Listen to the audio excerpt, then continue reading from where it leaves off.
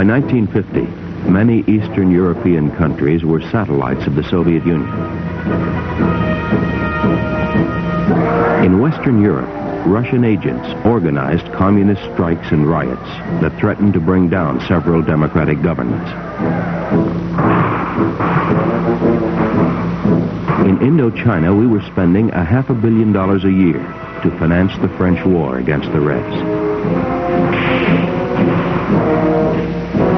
And in Saigon, our military mission was teaching South Vietnamese militia how to fire U.S. weapons. When World War II ended in 1945, Russia and America began a Cold War of ideology. But by 1950, many of us wondered if the U.S. could contain international communism without a shooting war.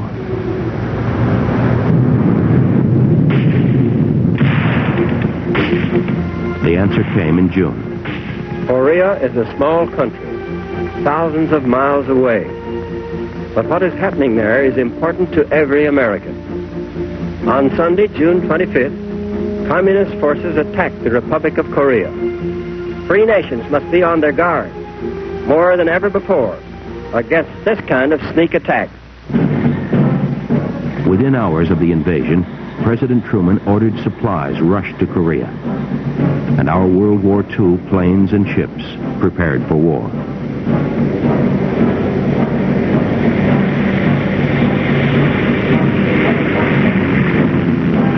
Two days later, the United Nations Security Council authorized member nations to send troops to stop the North Koreans. For the first time in history, a world organization voted to create an armed force to stop armed force. Russia was absent from the balloting. Without consulting Congress, the president backed the UN resolution with planes, ships, tanks, guns, men and women. America was at war again.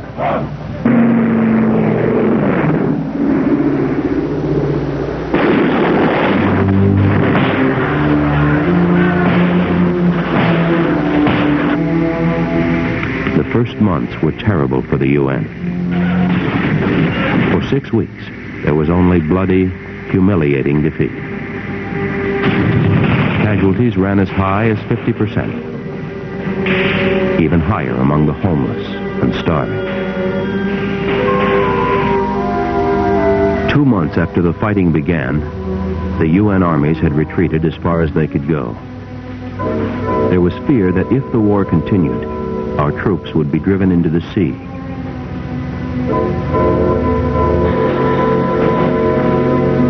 A defense perimeter was finally built around the port of Pusan. Supplies began to pour in from the States and Japan, and fresh UN troops from Britain, France, Australia, Holland, and the Philippines. With his men still trapped in Pusan, General MacArthur, commander of the UN forces, launched a brilliant and daring invasion. MacArthur landed waves of U.S. Marines at Incheon, 150 miles behind the enemy lines, and attacked the North Koreans from the rear.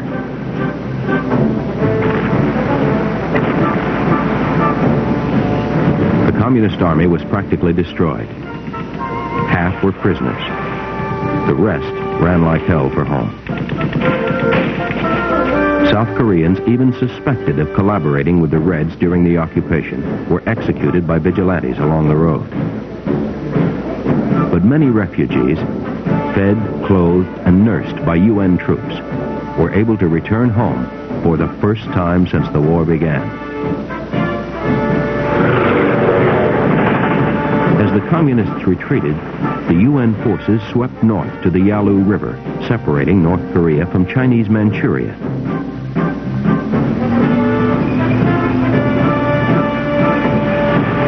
General MacArthur announced to the world that the war was very shortly coming to an end. He was wrong. On Thanksgiving 1950, 300,000 Chinese troops hit the United Nations lines. The Chinese pushed right through North Korea and into South Korea. Casualties were staggering. as the UN again retreated south.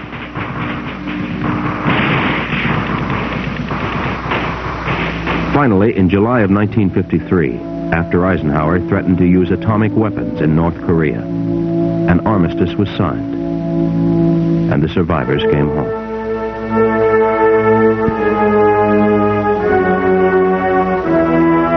The fighting had lasted 3 years. Nearly 54,000 Americans were killed. More than 2 million Chinese, North and South Koreans were also dead, most of them civilians. Korea remained divided at the 38th parallel, but the war was finally over.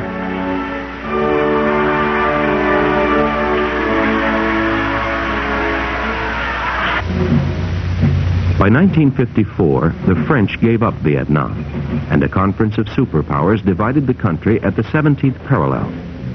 Ho Chi Minh and the Reds took over the North. A pro-Western government was set up in the South. Vietnam in 1954 was a dangerously divided country. By mid-decade, the Cold War seemed to thaw in Europe. 10 years after the end of World War II, the Russians finally freed their Austrian prisoners of war. Hopes for peace rose even higher when Soviet boss Nikita Khrushchev publicly denounced Joseph Stalin, dead since '53. Events of '56 sent Cold War temperatures to Arctic lows again. Hungarian university students protested the murder of striking workers in Poland and set off a national revolt. The Hungarian freedom fighters fought heroically, but their captured guns and Molotov cocktails were no match for 2,000 tanks and 300,000 Russian troops. 25,000 Hungarian patriots died in the 10-day revolution. Suez was even more explosive than Hungary. Egyptian President Nasser nationalized the Suez Canal in 1956, and Britain, France, and Israel invaded Egypt. Russia threatened to send an army to help Nasser. President Eisenhower backed a UN ceasefire resolution, and Britain, France, and Israel resentfully withdrew their troops. In 1959, Fidel Castro's communist revolutionaries took over Cuba. Red China turned Tibet into a bloody repetition of Hungary.